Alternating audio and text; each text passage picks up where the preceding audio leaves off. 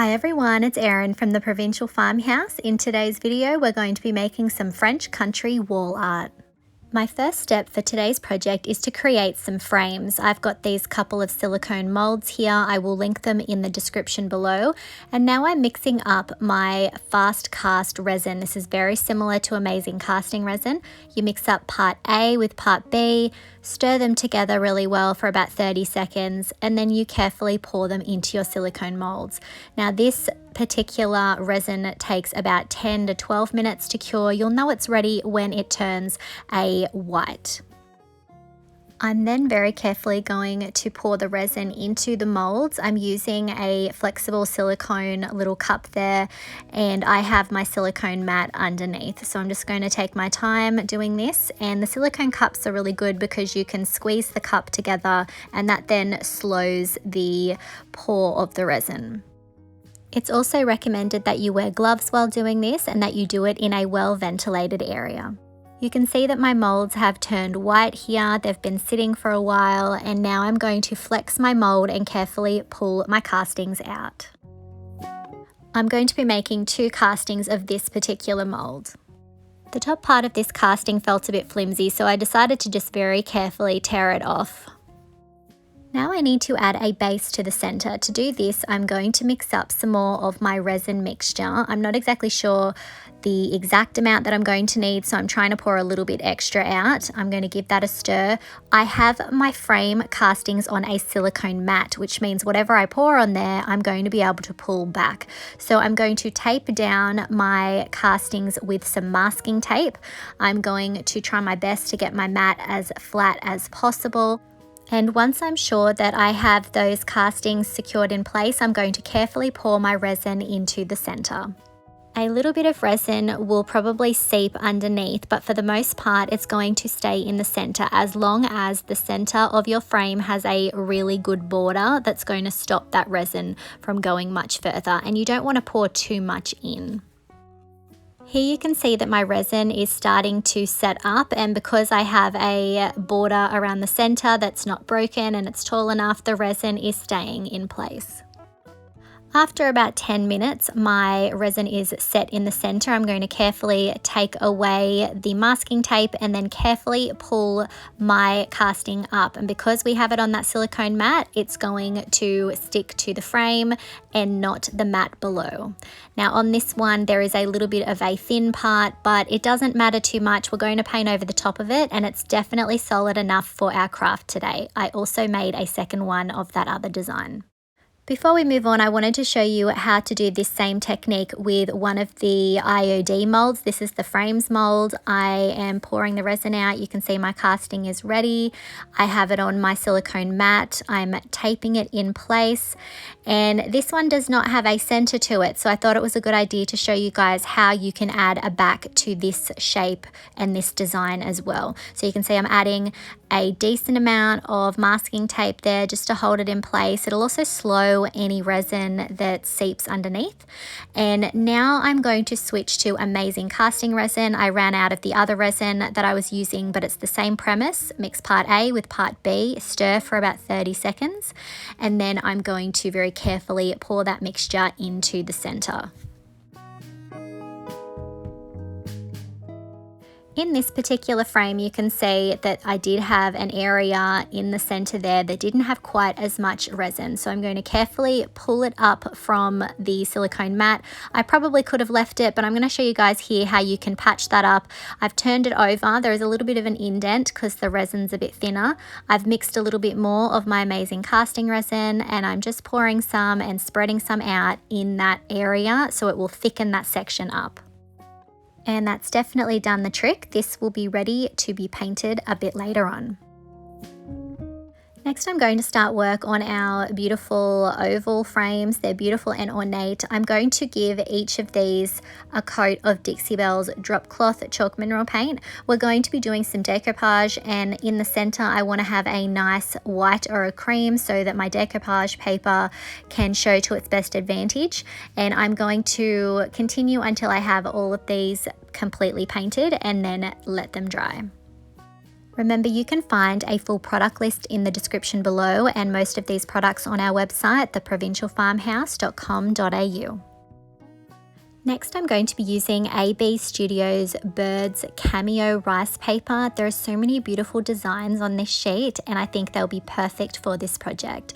So I have a frame that is the same as one of the ones that we've already done, but it doesn't have a center. I'm just using that as a guide, and I have some water on my paintbrush and I'm just marking out where I need to tear my paper. Remember, tearing your decoupage paper makes it easier for you to blend it. It looks more seamless and less harsh than a cut line from scissors. So I've just laid down that water and then I'm very carefully ripping my paper. Once I have my little artwork ready for that larger frame, I'm going to grab a couple more of these sweet little birds using another one of the frame castings as a guide.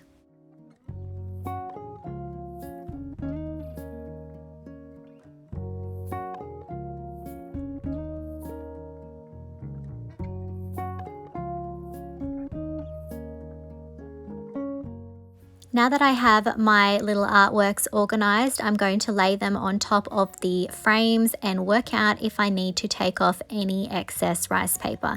And if I need to do that, I'm using my artist brush with some more of that water. I'm running it along the edge that I need to trim off, and then I'm very carefully ripping.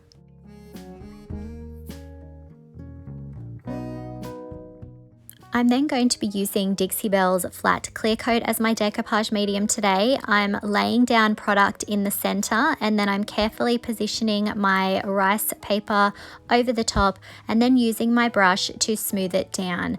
And then I will add a little bit more product as well over the top to seal everything in. I'll be repeating the same process for each of these little frames.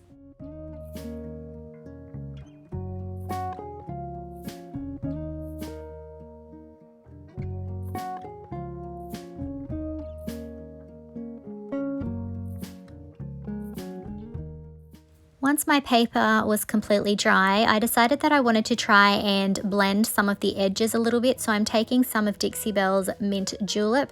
I'm using a mister to water it down a little bit. And now I'm going to add some of that Mint Julep paint with an artist brush around the edges just to try and blend that artwork in, to try and make it look like it goes to the edge of the frame. So this is going to be something I have to play with. I'm mainly using the Mint Julep on these two pieces, and because I've watered down the paint, it is a very soft look and I can easily go in and wipe some of that away if I want, because remember, we have sealed that decoupage paper, so you've definitely got some room to play here.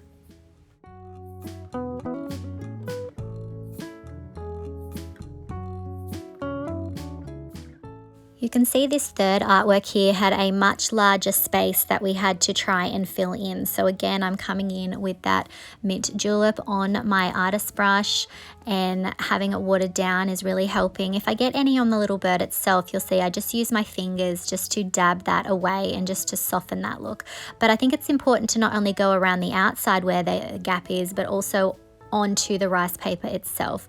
And now I have some of Dixie Belle's Savannah Mist. I have watered that down a little bit and I'm just alternating between that color and the Mint Julep, as I really feel like these tones are blending together to create that pretty sky behind the bird. So I'm just going to continue to work until I have the area filled and it makes it look a bit more seamless. Once the paint is dry on each of these pieces, I will seal with a gloss clear coat. Now I need to work on the frame, so I'm using some of Paint Couture's Luxe Bronze Metallic. I have it on a small artist brush and I'm going to work my way around the frame and paint that entire design. If I get some paint onto the art itself, because we've sealed it, I can use a wet wipe to wipe back any of the excess, and it's going to take about 1.5 coats. My second coat of this bronze paint will just be a touch up and hitting any areas that I may have missed. I'm repeating the same process on each of these little frames.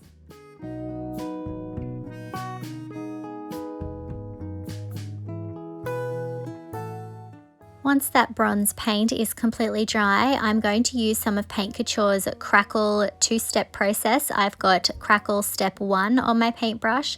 I'm going to put down a thin coat of that in the center of each of our little bird artworks. And then once they are dry, the surface will feel tacky, which means it's ready for step 2. So once it's dry but feels tacky, I'm going to come in with the Crackle step 2, and I'm applying about the same amount of product, so not too heavy, and then I'm going to let these dry.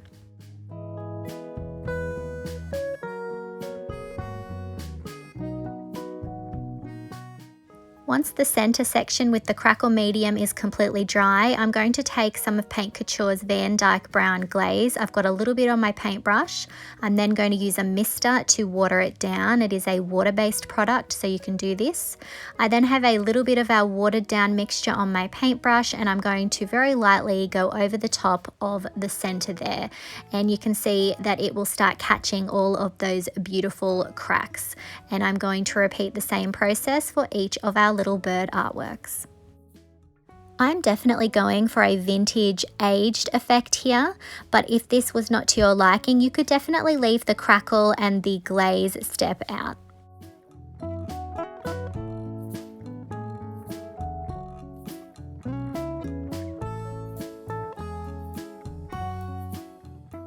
And here's a look at the finished projects.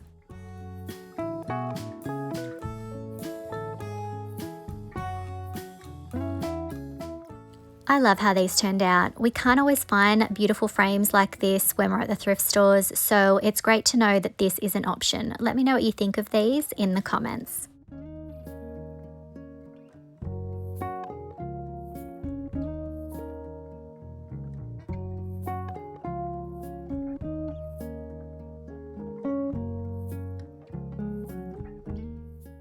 For our next project, we're going to work on the IOD mold that we cast earlier, and just like before, I'm going to give this a coat of Dixie Belle's Drop Cloth Chalk Mineral Paint.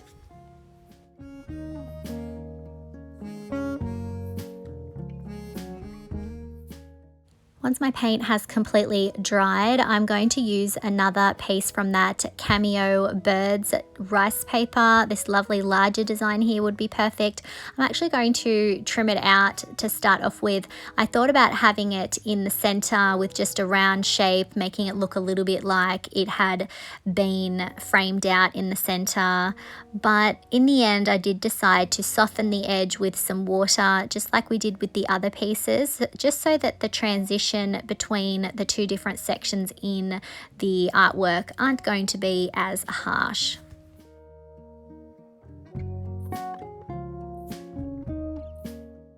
I'm then going to be using Dixie Belle's Flat Clear Coat as my decoupage medium. Again, I'm going to lay down a coat of that in the center, and then I'm going to very carefully put my little bird artwork in the center, and I'm going to use some more of that product over the top to seal it all in.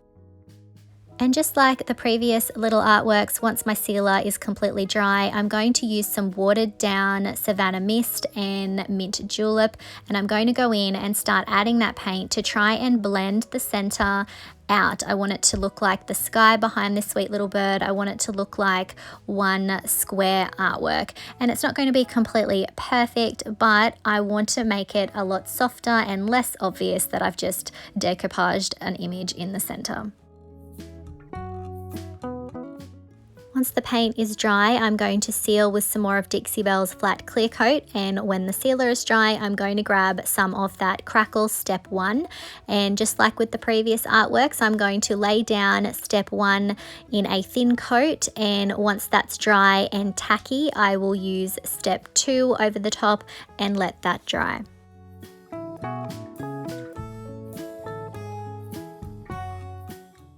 When step 2 is dry, I'm going to use some more of that watered down Van Dyke Brown glaze mixture, and I'm going to very lightly go over the top of our dry crackle, and this is going to set into all of those wonderful cracks that we created and also help blend the artwork, again, just to make it look like a more seamless piece. And then once that's dry, I am going to use some more of that Luxe Bronze Metallic by Paint Couture on the frame. Now I'm happy for these to just look cute sitting on a shelf, but if you want to have these be able to be hung, you could definitely super glue some little hanging attachments to the back of each of these frames. They're very light, so super glue would definitely do the trick holding your picture hanger in place. And here's the finished product. I'm really happy with how this turned out, and I hope it's given you some ideas on how you can use IOD's frames mold.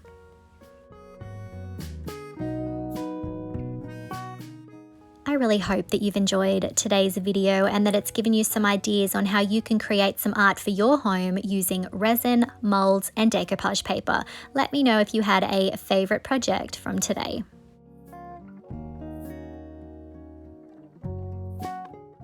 If you enjoyed today's video, I would really appreciate it if you would hit that like button, comment, and share it out.